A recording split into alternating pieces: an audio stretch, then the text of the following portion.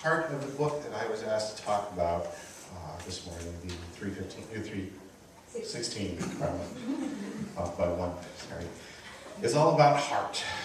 It starts with Max going to the doctor and finding out that he has a minor heart problem. And those words don't usually go together when you're the one hearing them. Minor and heart problem.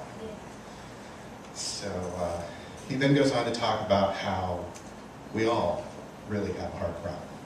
And that the heart is the center of our desire and of our wants.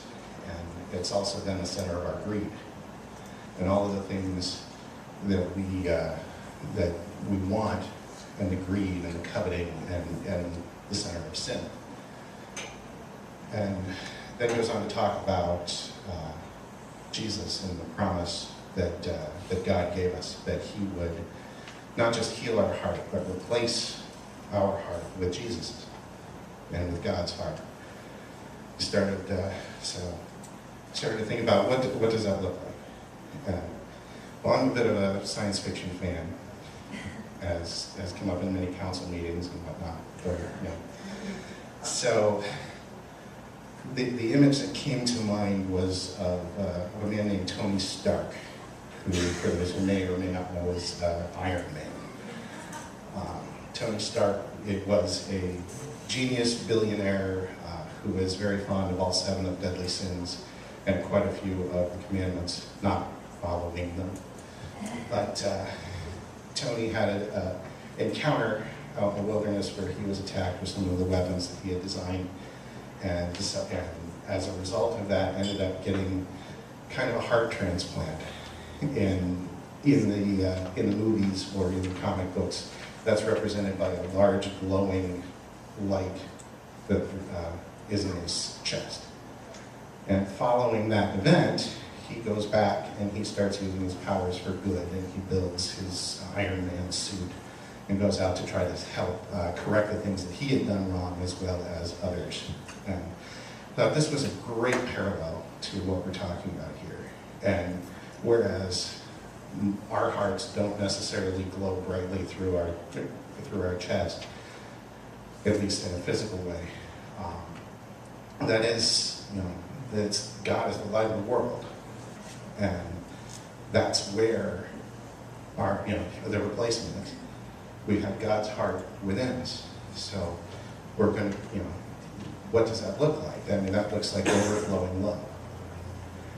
In my life, I've experienced it several times with, I had a deer on the way home, and I had friends who dropped everything right away, came up to pick me up and make sure that I was okay.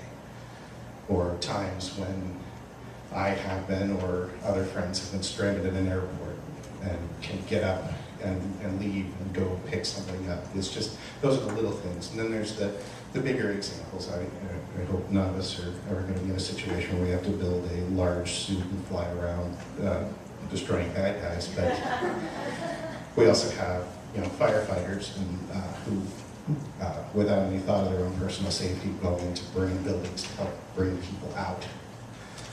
We have social workers who go into homes to make sure that families and children get the care that they need. And I know from personal experience, those people don't do that for the money.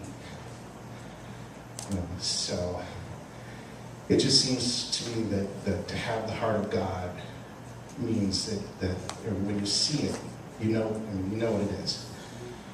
I was online looking for examples yesterday, and I came across a group that I've seen before, and to me doesn't represent the heart of God, but there's a church that likes to go out and protest funerals, and goes out and puts very hateful and awful signs up. And that to me is not the heart of God. But what is incredible is that when this group of 40 people shows up, a group of 200 people shows up too, and they stand there with flags or with signs of their own, and stand between this group of people and the folks that are mourning. And this is the community that comes forward to protect and to show love and to help these people in their time of need. And it was, it's always sad. It brought a tear to my eye to see some of the signs that the other group brought, but it was very warming to see the line of people standing there on the side of the road with flags to block the view and protect those.